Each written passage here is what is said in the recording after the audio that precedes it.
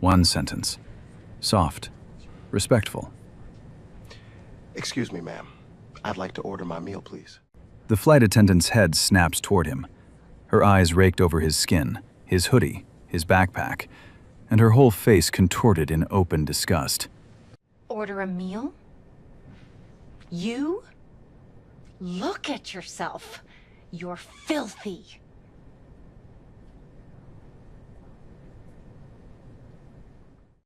She snatched a crumpled Coach snack box and threw it onto his tray. Peanuts. That's what your kind gets. Be happy I'm giving you anything at all, because trash like you belongs in the cargo hold, not in my cabin. The passenger beside him howled with laughter. 3 phones shot up, recording, live streaming. The whole cabin watched. Nobody moved. Nobody spoke. Just grins and whispers. But every person laughing in that cabin had no idea. In just a few minutes, they'd be the ones begging for forgiveness. To understand what happened on that plane, you need to know who was sitting in seat 3A. His name was Franklin Foster, 44 years old, born in a 2-bedroom apartment on the south side of Chicago. His mother cleaned hotel rooms 6 days a week. His father drove a city bus until his knees gave out.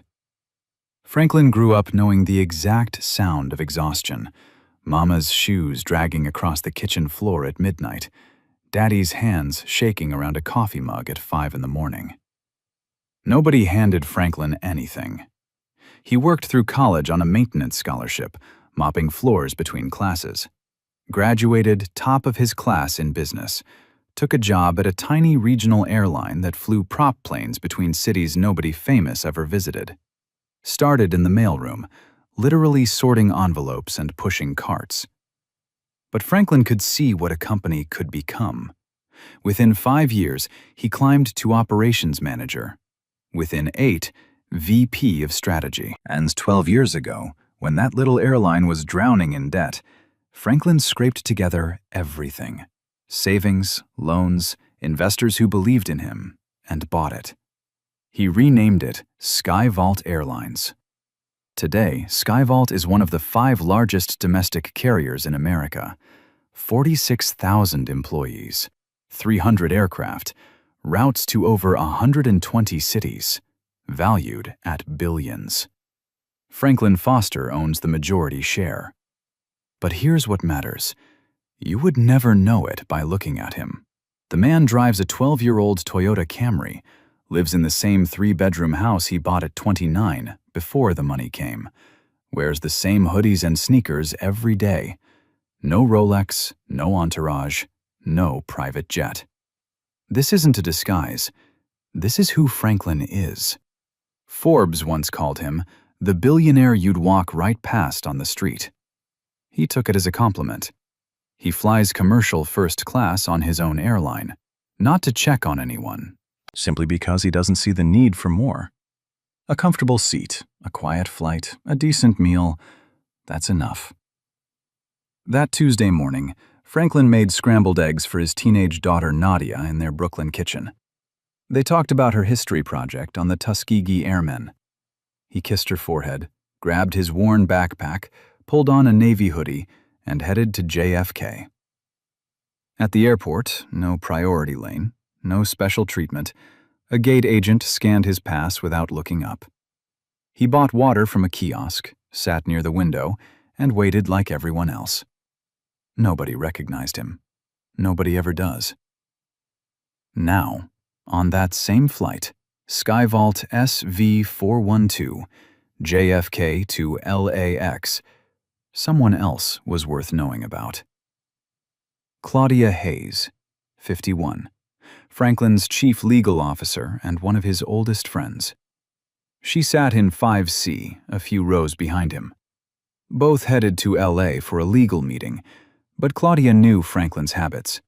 He liked silence on flights. Headphones on, world off. So she booked separately. From row 5, Claudia had a clear line of sight to first class. She could see Franklin's seat. She could see the galley.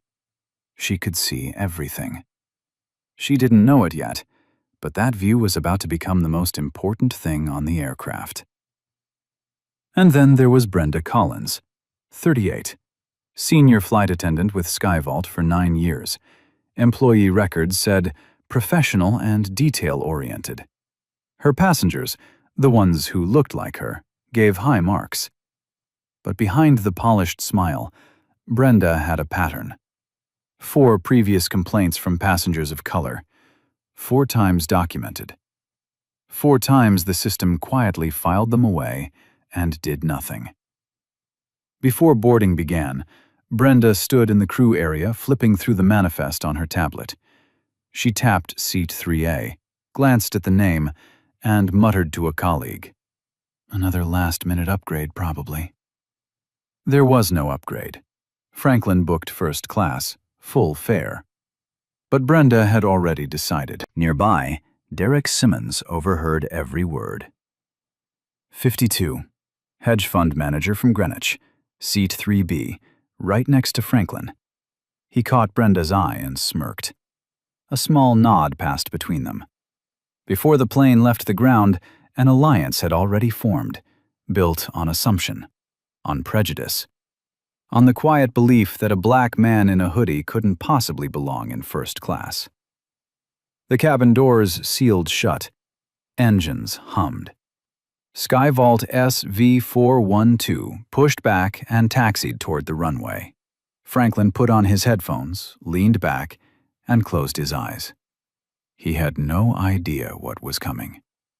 Then again, neither did they. The seatbelt sign clicked off with a soft chime. 36,000 feet above the ground, the cabin settled into that familiar hum, recycled air pushing through vents, ice clinking in glasses, the low murmur of passengers adjusting into comfort. In first class, the ritual began. Brenda Collins stepped out of the forward galley pushing a polished service cart. Silver tray covers gleamed under the overhead lights. The smell of butter-seared filet mignon drifted through the cabin like perfume. She moved with rehearsed precision, back straight, smile fixed, every gesture smooth. Row 1A. A white businessman in a tailored suit. Brenda unfolded a warm towel and placed it gently before him. She presented a leather-bound menu, recited the options with the warmth of a personal host, and poured champagne with a slow, elegant tilt. Take your time, sir. I'll be right here when you're ready. Row 2A. Same ritual. Warm towel, menu, champagne. A soft laugh at the passenger's joke.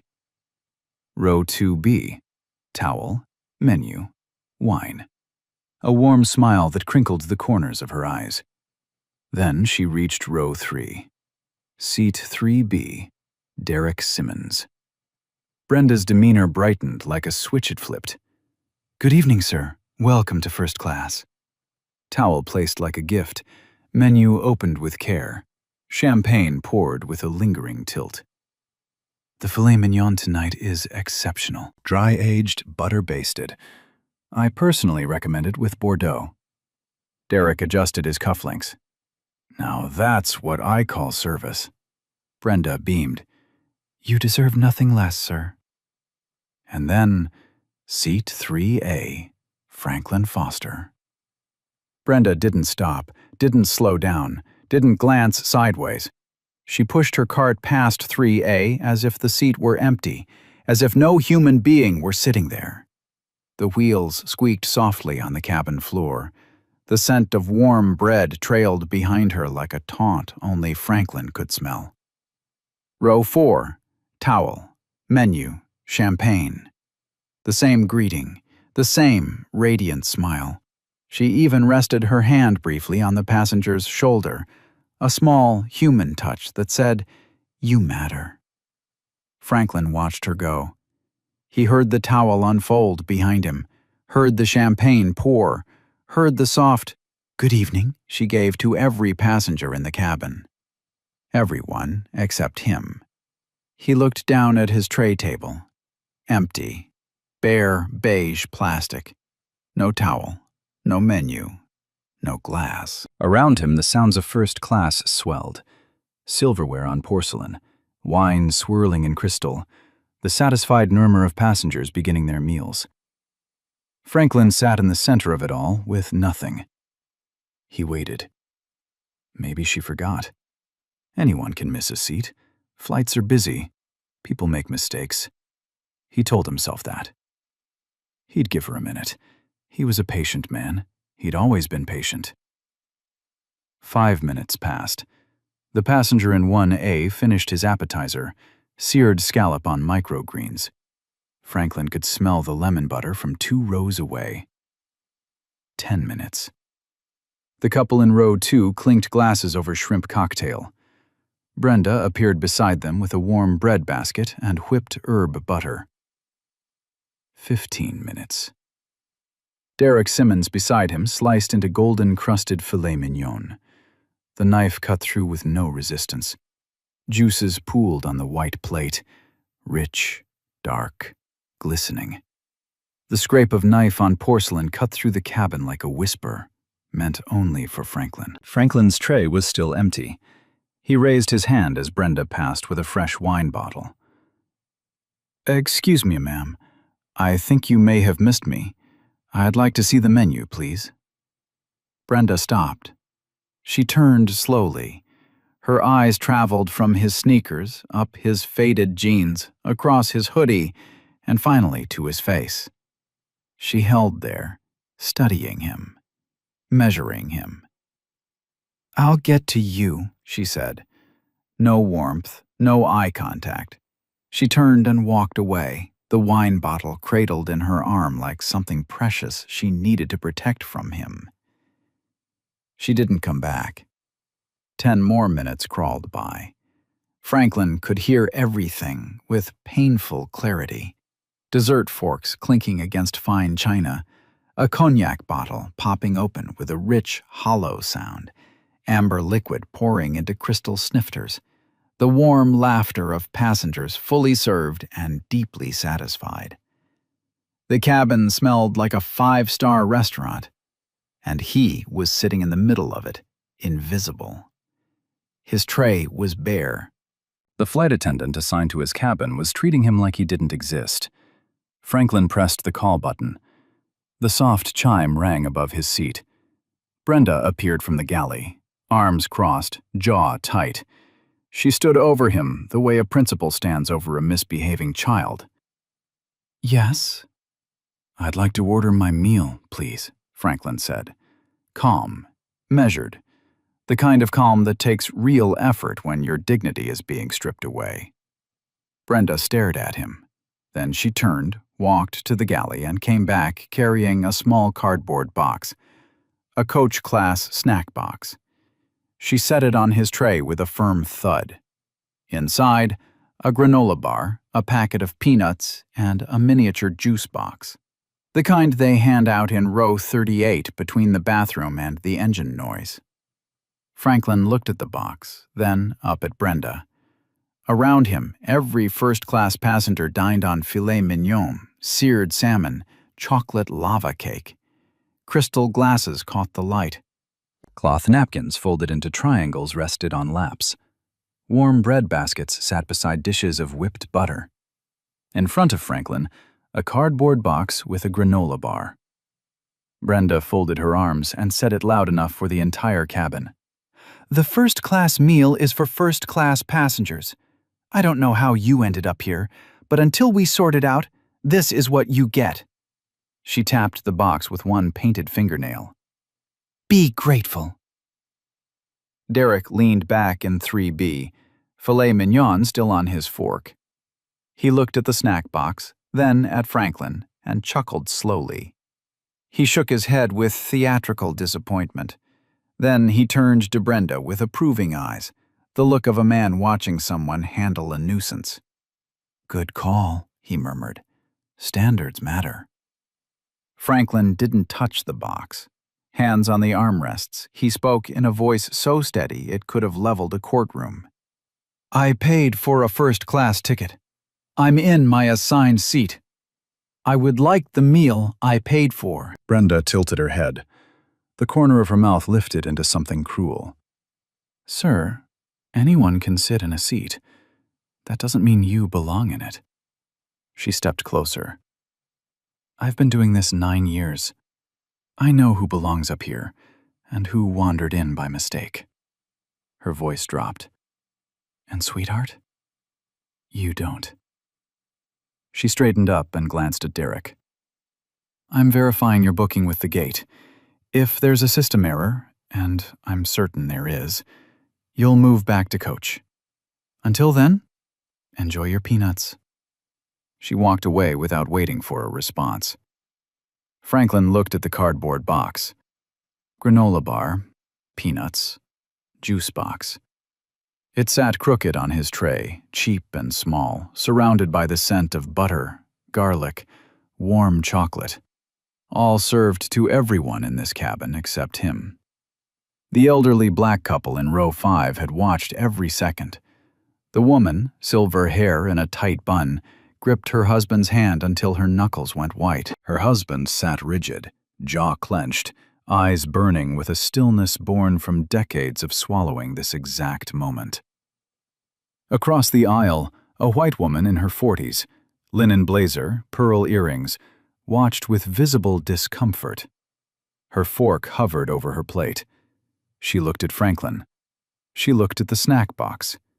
She looked at her own filet mignon, still steaming. She set her fork down. She said nothing. 2 rows back, a young man in a baseball cap aimed his phone at Franklin. Not to help, to share. His grin was wide and ugly. He whispered to the girl beside him, "Yo, this is gold. Gonna blow up online." She giggled and leaned in to watch his screen. Not one person in first class spoke a word in Franklin's defense. In seat 5C, Claudia Hayes had witnessed every moment with the precision of the lawyer she was. Every skipped service, every glance, the snack box, the words, the laughter. She cataloged it all. She typed a text to Franklin. "Want me to step in?" Franklin felt his phone vibrate. He read the message. His thumb hovered. 2 words back. Not yet. He slid the phone into the seat pocket, camera facing outward, and pressed record. The snack box sat untouched on his tray. The cabin hummed with the sounds of people eating meals they were served without question, without hesitation, without a single moment of doubt about whether they deserved to be sitting where they sat. And Franklin Foster, the man who built this airline from nothing, who owned every seat, every engine, every wing on this aircraft, sat in perfect silence, recording everything. Waiting. The granola bar in the cardboard box caught the overhead light. It almost looked like it was mocking him. 5 minutes after Brenda walked away, Franklin raised his hand again. He didn't raise his voice, didn't stand up. He simply lifted his right hand and waited. Brenda saw him from the galley. She took her time, refilled Derek's water first, hazarded a napkin on row 2, checked her tablet. Then she strolled toward 3A with the heavy steps of someone deeply inconvenienced. "What now?" "I'd like my meal," Franklin said. Same calm. "I've asked 3 times. I've been here over 40 minutes, while every other passenger has been served." Brenda let out a long breath through her nose. She looked at him the way someone looks at a stain on expensive carpet. "And I already told you. We're verifying. Maybe if you hadn't snuck into a seat that doesn't belong to you, we wouldn't have this problem." "I didn't sneak anywhere. This is my seat, 3A. My name is on the booking." Brenda leaned in, close enough that Franklin could smell the coffee on her breath. Her voice dropped to something sharp and venomous. "Listen to me carefully. I don't care what name is on that booking. I don't care what little confirmation code you pulled up on your cracked phone screen. I've worked this cabin for 9 years. I know exactly who pays full fare for first class and who gets lucky with a glitch." She pointed one finger at his chest. "You are a glitch." She straightened up. Her voice returned to performance volume, loud enough for the rows around them. Now sit quietly, eat your peanuts, and wait. Unless you'd rather I call the captain right now and explain that we have a passenger making threats over a meal." "I haven't made a single threat," Franklin said. "That's your version," Brenda snapped. "I have 12 passengers who see a man causing a scene because he can't accept where he belongs." Derek set down his cognac and leaned toward Franklin with the casual confidence of a man who had never been questioned about his right to be anywhere. "Buddy, whatever mix-up got you up here, just let it go. Sit and coach, enjoy the flight. Stop making this harder than it needs to be." He wrinkled his nose. "And honestly, some of us are trying to eat. The smell alone is killing my appetite." He said it like a favor, like he was doing Franklin a kindness. Like removing a black man from first class was an act of community service. A few passengers nearby nodded along. Small, cowardly nods. The kind people give when they agree but don't want to be quoted. Franklin's jaw tightened. A muscle in his temple flickered. But his voice held. "I'm not moving." That was when Brenda reached up to the overhead bin above 3A and placed her hand on the latch. "Then let me help you pack. Don't touch my belongings." Low and precise, each word a boundary drawn in the air. Brenda's hand froze. Something flickered across her face, surprise that he pushed back. It vanished fast, replaced by something harder. "Fine. Have it your way." She turned toward the galley, but she didn't go get his meal. She picked up the intercom handset, pressed the cockpit button, and spoke in a voice designed to be overheard. "Captain Reynolds, this is Brenda Collins in the forward cabin. I have a non-compliant passenger in 3A. He's been asked multiple times to cooperate and has refused. He is raising his voice, creating a hostile atmosphere, and making passengers feel unsafe. Requesting security meet the aircraft on arrival." Every word was a lie. Franklin hadn't raised his voice once. He hadn't created anything hostile. He'd asked for a meal and sat quietly when denied. But Brenda knew the weight of non-compliant. She knew what hostile atmosphere triggered in airline protocol. She knew that once those words reached the cockpit, a chain reaction would start that Franklin couldn't stop. The captain's voice crackled back, calm, procedural, trusting his crew. "Copy that. I'll notify LAX ground ops. Security will meet at the gate." Brenda hung up and turned toward the cabin. She didn't hide the satisfaction on her face. At that moment, Gail Patterson appeared from the rear cabin. Gail, mid-40s, 15 years with Skyvault, the kind of flight attendant who still believed the job meant caring for all people. She had been watching from the divider curtain for 20 minutes. She pulled Brenda aside near the galley, voice low and urgent. "Brenda, I checked the manifest. Seat 3A, Franklin Foster, confirmed. Full fare first class, paid in full. No upgrade, no glitch, no error. He belongs in that seat." Brenda didn't blink. "I'm handling this, Gail." "You're not handling anything. You skipped him during service. You gave him a coach snack box. Now you've called the cockpit. For what? Because he asked for his meal?" "I said I'm handling it." Ice in every syllable. "This is my cabin. Go back to economy where you belong." Gail stared for a long moment. Her nostrils flared. Then she stepped back, pulled a notepad from her apron, and began writing. Date, time, Brenda's exact words, every detail witnessed. Her hand was steady. Her eyes were not. She underlined one word twice. Refused. Back in the cabin, the atmosphere had shifted. The word security hung in the recycled air like smoke. Passengers who had been pretending not to notice were now openly staring at Franklin. The elderly black woman in row 5 had tears running silently down her cheeks. Her husband held her hand with both of his own eyes glistening. Derek pulled out his phone. He aimed the camera at Franklin's face and started recording. His voice was narrator smooth, almost cheerful. So we've got a situation in first class. Passenger in 3A's been asked to cooperate and is refusing. Getting aggressive about the food. Crew had to call the captain. Security meeting us at LAX. Kind of wild. He was building a narrative, frame by frame. In his version, Franklin was the villain, the angry black man causing problems at 36,000 feet. If that video hit the internet before the truth did, Franklin would be convicted by the public before he ever opened his mouth. The young man in the baseball cap 2 rows back was still live streaming. Viewer count climbing, comments scrolling. Some shocked, some laughing, some egging it on. The girl beside him whispered, "He's definitely getting arrested," and giggled.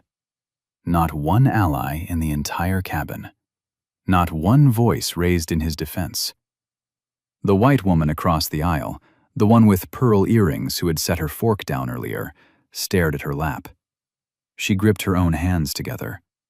She knew what she was watching was wrong. Everyone knew. But knowing and speaking are 2 very different things at 36,000 feet when you're comfortable and the person suffering doesn't look like you. From seat 5C, Claudia Hayes had witnessed every moment. The denial, the snack box, the lie to the cockpit, Gale being shut down, Derek's camera. Her legal mind was building the case already, but beyond the law, her friend was being humiliated while an entire cabin watched. She stood up, walked forward, stopped at row 3, and spoke clearly. "My name is Claudia Hayes. I'm a licensed attorney representing this man. What I've witnessed constitutes discriminatory denial of service, verbal harassment, and a fraudulent report to the flight deck. I formally advise you to cease contact with my client and restore his service immediately." Dead silence.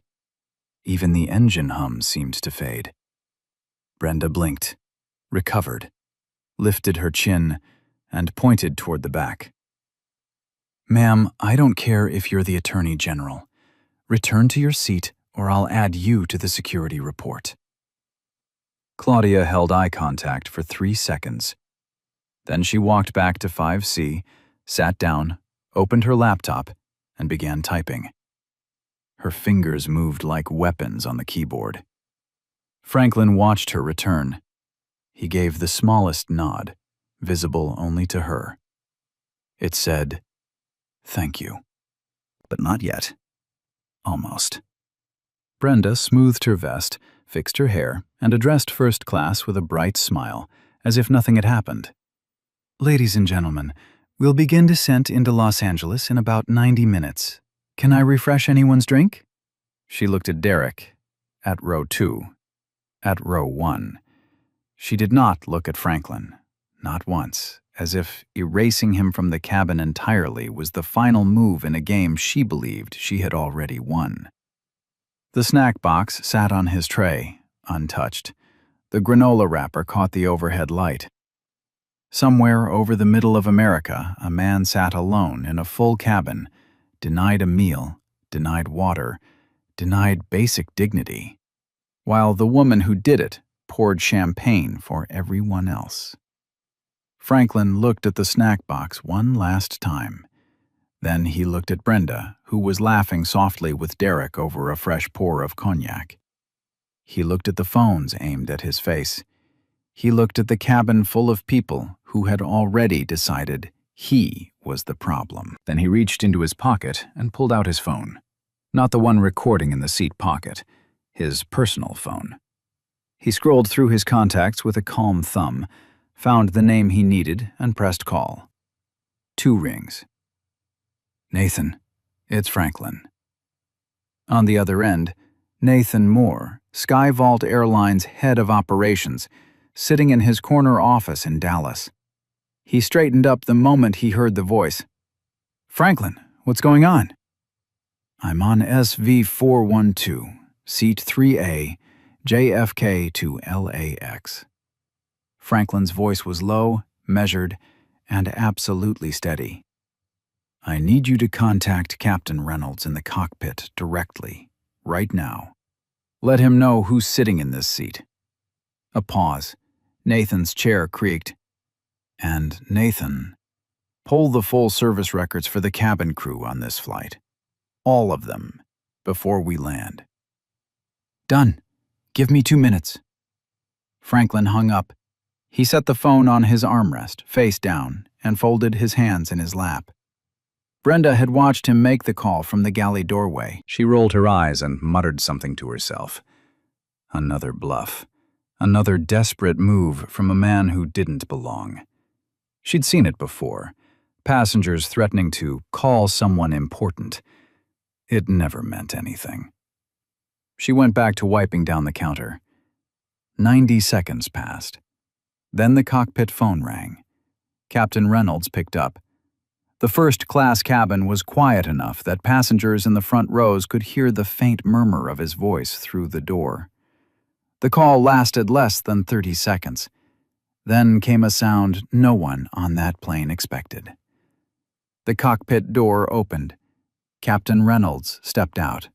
Full uniform, 4 stripes on each shoulder, silver hair cropped short. He was a 30-year veteran, the kind of pilot who never left the cockpit mid-flight unless something serious was happening. He walked through the first-class cabin with long, deliberate strides. He didn't look left or right. His eyes were locked on one seat, 3A. He stopped directly in front of Franklin. The entire cabin was watching now. Derek lowered his phone slowly. The live-streaming kid in the baseball cap leaned forward. The elderly couple in row 5 held their breath. Captain Reynolds spoke. His voice carried the weight of a man who understood exactly what had happened, and exactly how badly his crew had failed. Mr. Foster, on behalf of myself and the entire crew of this aircraft, I sincerely apologize. Whatever you need, sir, it will be taken care of immediately. Silence. Total, crushing silence. Derek's mouth fell open. His phone hand dropped to his lap. Brenda stepped forward from the galley, confusion breaking through her composure. Captain, what's happening? I reported a non-compliant passenger. I filed. Captain Reynolds turned to face her. His expression could have frozen jet fuel. Ms. Collins. Each word landed like a stone dropped on glass. The man sitting in seat 3A is Franklin Foster. He is the founder, CEO, and majority owner of Skyvault Airlines. He let that sentence hang in the air. He is, in the most literal sense possible, your employer. The person who signs every paycheck that funds every crew member on this aircraft, including yours. The cabin didn't gasp. It was worse than a gasp. It was the sound of 12 people simultaneously stopping breathing. A vacuum of shock that sucked every other sound out of the air. Brenda's face drained, not slowly, all at once, like someone had pulled a plug beneath her skin and everything warm rushed out. Her lips parted, but nothing came. Her hands began to tremble at her sides. She looked at Franklin, really looked at him for the first time, and saw the hoodie, the backpack, the sneakers. The same man, the same seat. But everything had changed. You are relieved of service for the remainder of this flight, Captain Reynolds continued. Report to the aft galley immediately. Do not interact with any passenger in this cabin. HR and operations will be waiting when we land. Brenda opened her mouth, closed it, opened it again. A sound came out, something between a word and a whimper. Then she turned and walked toward the back of the plane. Her heels clicked against the floor in an uneven rhythm. Her shoulders were shaking. Derek Simmons sat frozen in 3B. His face had gone from smug to gray. He fumbled with his phone, trying to stop the recording, fingers clumsy and panicked. Listen, I had no idea. I didn't know who. Franklin didn't look at him, didn't acknowledge a single syllable. Captain Reynolds nodded to Franklin once more, then returned to the cockpit. The door closed behind him with a soft, final click. Within moments, Gail Patterson appeared from the rear cabin. Her eyes were red, but her posture was straight. She stepped to row 3A and spoke softly. "Mr. Foster, I'm so sorry. May I take this?" She reached for the snack box, the crumpled cardboard box with the granola bar and the peanuts and the tiny juice box that had been sitting on his tray for over an hour. Franklin nodded. Gail lifted it off the tray and carried it away like it was evidence. Because it was. Then Gail returned. She unfolded a warm towel and placed it before Franklin. She presented the leather-bound menu. She poured champagne into a crystal flute, the same champagne everyone else had been drinking since the flight began. She served him the filet mignon, butter-basted, golden crust. The knife slid through without resistance. Steam rose from the plate carrying the scent of garlic and rosemary. She placed a cloth napkin on his lap, a bread basket beside his plate, a glass of Bordeaux next to the champagne. The full, first-class service. Every detail, every courtesy. Everything that should have been his from the very beginning. The cabin watched in absolute silence. Nobody ate. Nobody drank. Nobody moved. And Franklin Foster, in his hoodie, with his backpack tucked under the seat, finally had his meal. Franklin ate in silence. He cut his steak slowly. He sipped his wine. He didn't rush. He didn't perform. He simply ate the meal he had paid for, in the seat he had paid for, on the airline he had built from nothing. Around him, the cabin had transformed. The same passengers who had laughed, recorded, and looked away were now frozen in their seats. Nobody made eye contact with Franklin. Nobody made eye contact with each other.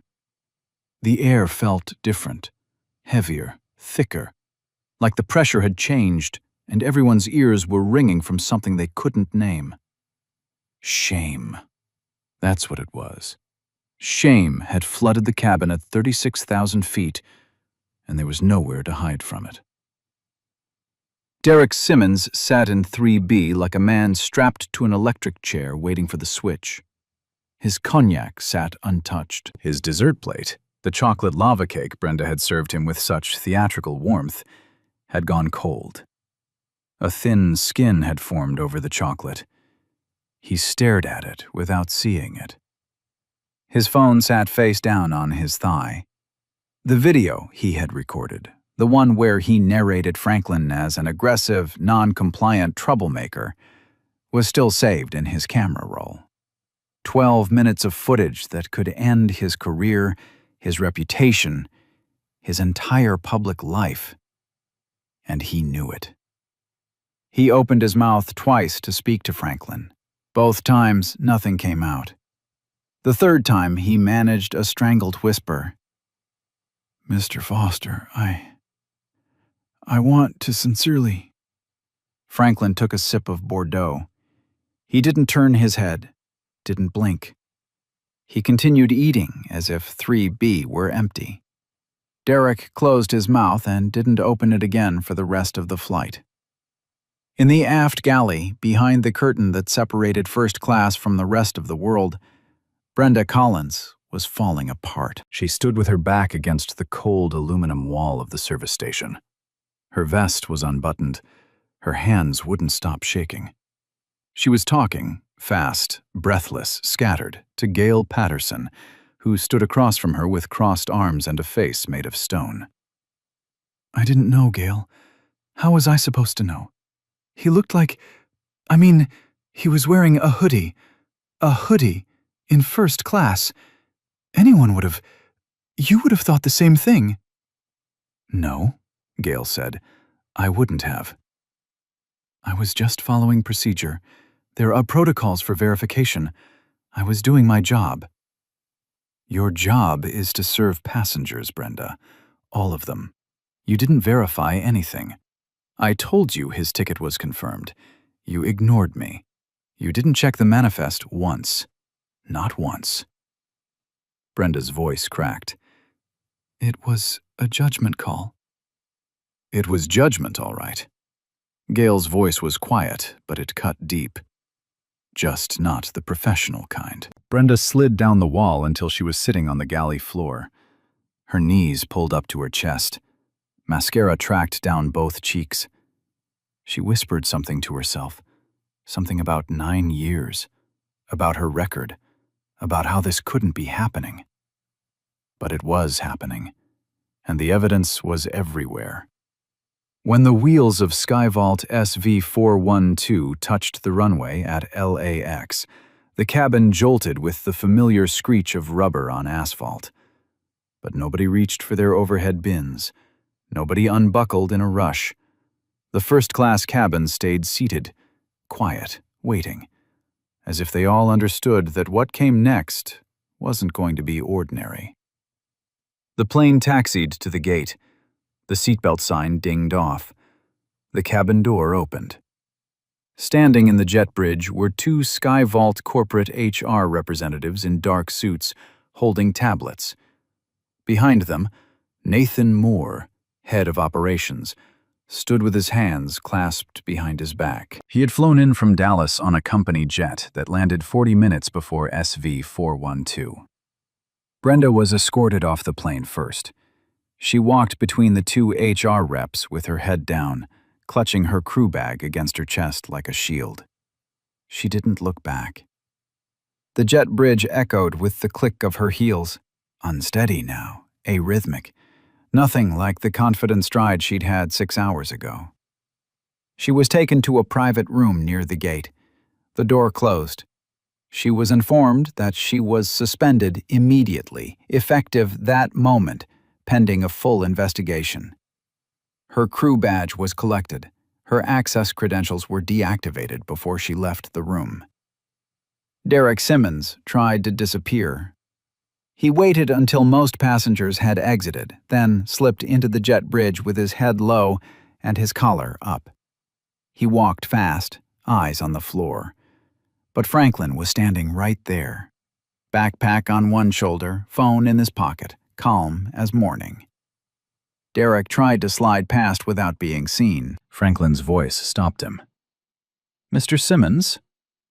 Derek froze. "That video you recorded of me, keep it. My legal team is going to need a copy." The color drained from Derek's face for the second time that day. He opened his mouth, closed it, and walked away without a word. His leather shoes clicked rapidly against the jet bridge floor, the sound of a man trying to outrun something that had already caught him. Franklin watched him go. Then he turned to Nathan Moore, who was waiting by the gate desk. "Nathan, I want every complaint filed by passengers of color on Skyvault in the last 3 years. Every single one. Full audit. No exceptions." Nathan nodded. "Already started." Franklin adjusted his backpack. He walked through the terminal like everyone else. Hoodie, sneakers, no entourage. He stopped at a quiet corner near baggage claim and called his daughter. "Hey, baby. Flight was fine. I'll tell you about it later." He hung up, leaned against the wall, stared at the ceiling. The hoodie, the backpack, the quiet rage behind steady eyes. He looked like any other tired passenger at the end of a long flight, and that, of course, was the whole problem. The investigation began before sunrise the next morning. At Skyvault headquarters in Dallas, a 14th-floor conference room became a war room. Nathan Moore sat at the head of a long table, HR, legal, operations, and one independent investigator hired overnight. The fluorescent lights hummed above stacks of printed reports. Coffee cups multiplied by the hour. Nobody had slept well. First, they pulled the security camera footage from SV-412's forward cabin. 4 angles, high definition, time-stamped to the second. The footage showed everything. Brenda serving every passenger with warmth and walking past 3A without a glance. The snack box dropped on Franklin's tray, her finger at his chest, the intercom call to the cockpit. Gail showing the manifest and being waved off. Every frame confirmed what Franklin described. Every frame contradicted what Brenda claimed. Then came Franklin's recording from the seat pocket. 14 minutes of uninterrupted footage. Brenda's voice, Derek's comments, the laughter, the painful silence of bystanders, and Claudia's legal warning being dismissed. Then Gail's handwritten incident report. 3 pages, single-spaced, with timestamps, direct quotes, and a final line that made the entire room go silent. In 15 years of service, I have never witnessed a crew member deliberately deny service based on appearance. That is what I witnessed today. Then passenger statements. 5 passengers contacted Skyvault within 24 hours of landing. 3 described witnessing clear discriminatory treatment. The white woman with pearl earrings, the one who had set her fork down but said nothing on the plane, wrote a 2-page email ending with, "I said nothing, and I am ashamed. But I am saying something now." The evidence was overwhelming, airtight, undeniable. Within 48 hours, Brenda Collins was terminated. The termination letter cited discriminatory denial of service, fabrication of a security report, insubordination toward a fellow crew member, and conduct unbecoming a Skyvault employee. Her 9-year record meant nothing against what the cameras had captured. Union Representative Russell Crawford reviewed the evidence in a closed session. He watched the cabin recording twice without speaking. Then he closed his folder and said quietly, "We won't be contesting this." He didn't look up when he said it. The FAA was notified per airline conduct regulations. Brenda's file was permanently flagged in the National Crew Database, a mark that would follow her to any airline she ever applied to for the rest of her career. But the investigation didn't stop with Brenda. When Nathan's team pulled the complaint history, every grievance filed by passengers of color on Skyvault over the past 3 years, what they found was sickening. 112 complaints. 43 specifically described being denied service, questioned about their seat, or treated with open hostility. 4 named Brenda Collins directly. 4 complaints, 4 passengers of color, 4 separate flights. All documented, all filed through proper channels, all quietly absorbed by the system and buried. Never escalated, never investigated, never acted upon. The system didn't fail. It worked exactly as it was designed, to protect itself and ignore the people it was supposed to serve. Franklin read the report at 2 a.m. in his LA hotel room, laptop open on the bed, hoodie still on, blue light casting shadows across his face.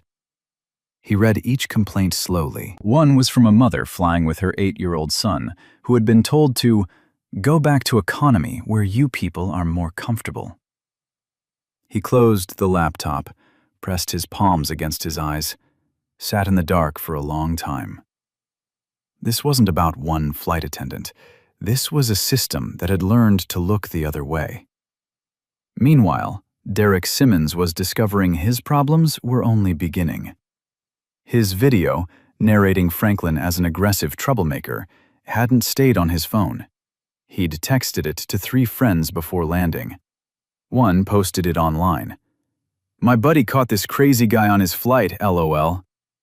Within hours, comments identified the crazy guy as Franklin Foster, CEO of Skyvault Airlines. The original video was played alongside Franklin's recording, side by side, 2 versions of the same event. One was a lie. The other was truth. The contrast was devastating. Derek's name surfaced within a day. His firm, his title, his LinkedIn. Claudia Hayes filed a formal defamation and harassment lawsuit on Franklin's behalf. Derek's firm issued a panicked statement about not condoning personal actions of individual employees, the corporate equivalent of sprinting for the exits. Derek offered a private apology through attorneys. Claudia rejected it. They wanted a public statement. Derek refused.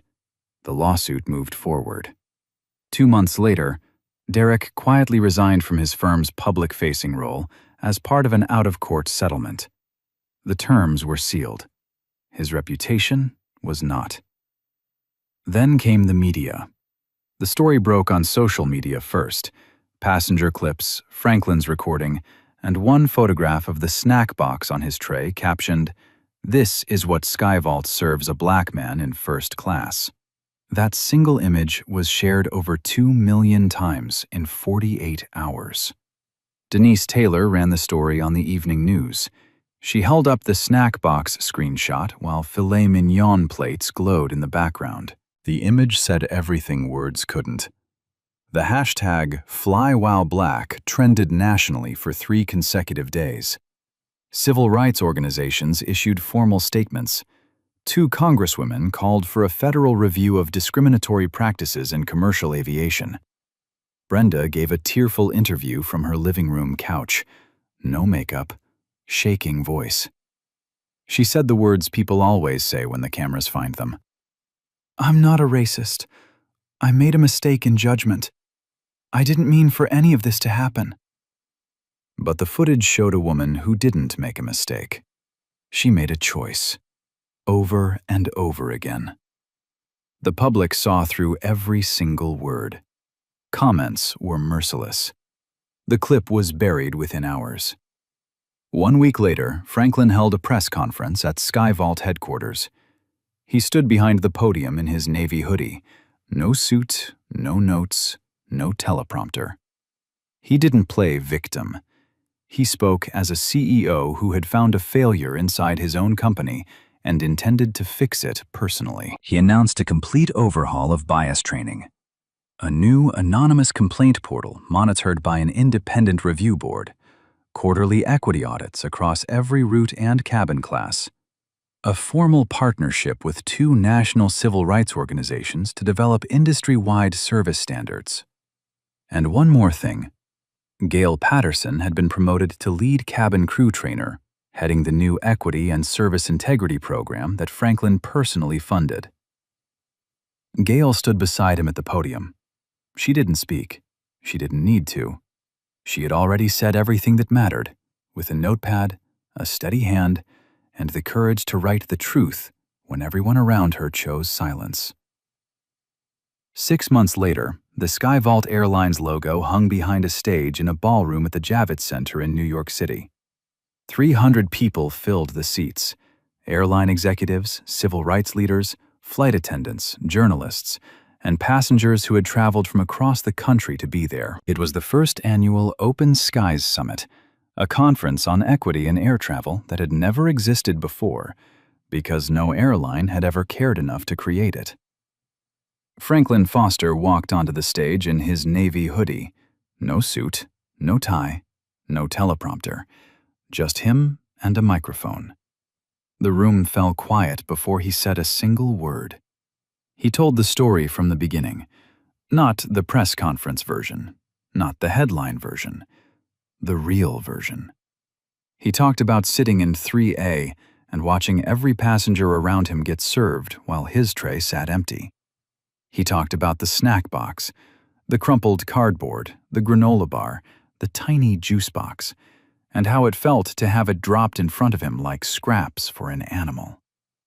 He talked about the moment Brenda took his water glass away. He paused there. The room was so quiet you could hear the air conditioning. Then he talked about his daughter, Nadia. "She's 16, he said.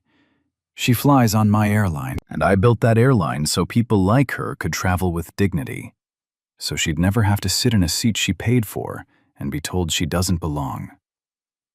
He gripped the podium with both hands. But the truth is, I can't protect her from what happened to me. Not yet. Because what happened on that plane wasn't about one flight attendant. It was about a system that teaches people to look at someone's skin, someone's clothes, someone's shoes, and decide in 3 seconds whether they deserve to be treated like a human being. The audience didn't clap. They didn't need to.